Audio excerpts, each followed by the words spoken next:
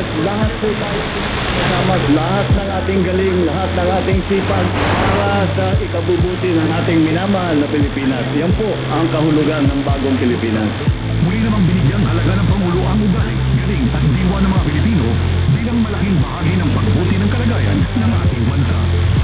Sa tulong ninyo, mapagtatagumpayan natin ang anumang mga hamon sa buhay. Basta't nagkakaisa, walang pagsubok o kahirapan ang hindi natin kakayanin.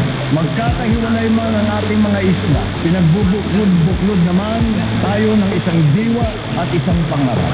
Isang bagong Pilipinas para sa bagong Pilipino. Para sa iba pang mga balita at informasyon, manatiling nakatutok. Tapat sa Panungulat, Radyo Pilipinas.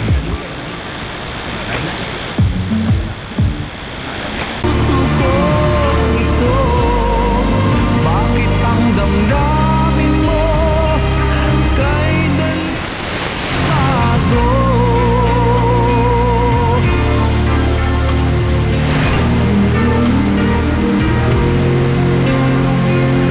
Bakit ba nawalay ka sa Lady Buddy, hindi ko po nakasahan na pagkakaugnay ko sa isang taong ang sabi ng marami ay hindi karapat-dapat para sa akin. At bilang hindi ko pa kayang tuwagin ang ibig ng aking pansin. Kung kaya hinayaan ko na lamang ang patuloy na malunod sa pag-ibig na nararamdaman ko.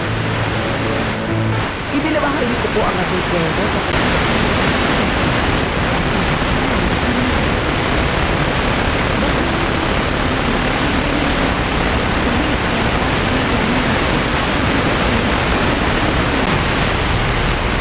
So let us invest sa mga transportation system na. Let us invest sa mga real properties katulad sa mga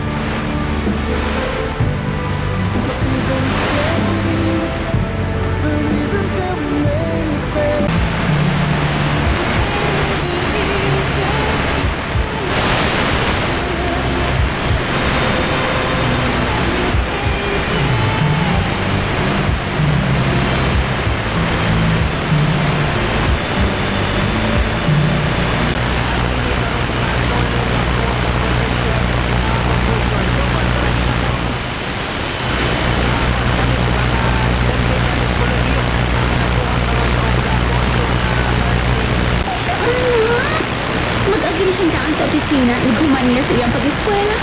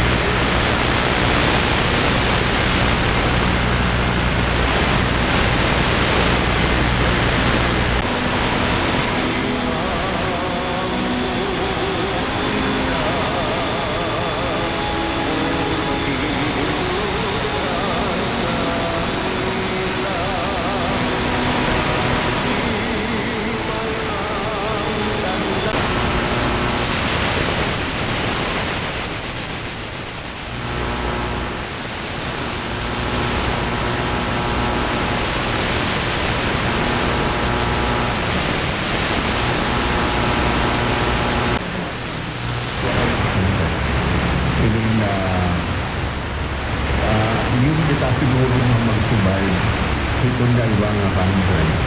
So sana ito consider natin. Ito nga country, bakit ito mga magbabalaw? Ito galas mo ba daw na mga natuon ni Rahis o natuon ni sila bumi, sila dito. Dahil ang bata, sila dito na.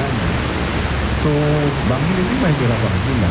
Kung tinira ito sila, kung nga ba, nila, natin